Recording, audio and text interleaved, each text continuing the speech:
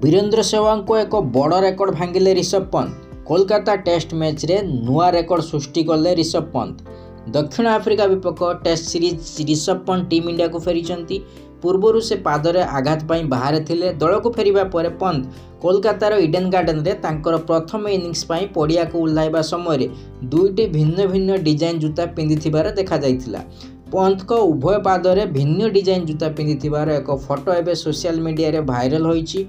दुईटी भिन्न डिजाइन जूता पिंधिथिबा Pant Eden garden रे तांकर प्रथम इनिंग्स समय रे वीरेंद्र सेहवाग द्वारा निर्मित एक प्रमुख रेकर्ड को मध्य भांगिछंती। शुभमान गिल रिटायर्ड हार्ट हेबा परे ऋषभ पंत बैटिंग करने को आसीथिले। से पड़िया को पाद देबा मात्रे तांको जूता आलोचनार विषय पलटिथिला।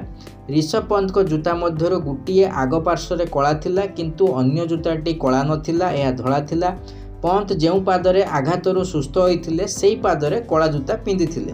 संभवतः सेही पाद को मन रखी जूताटी डिजाइन करा दैथिला। इडेन गार्डन रे दुईटी भिन्न डिजाइन जूता पिंधि खेलुथुबा ऋषभ पंत वीरेंद्र सेहवाग को एक प्रमुख रेकर्ड भांगिछंती।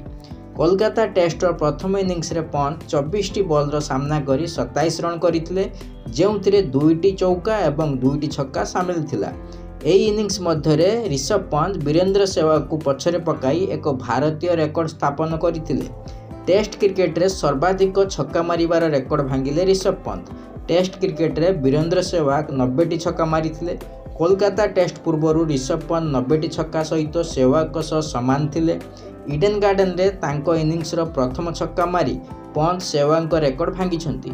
वर्तमान तांकर टेस्ट क्रिकेट रे मोट 92टी छक्का अछि, जहा एक नूतन भारतीय रेकर्ड।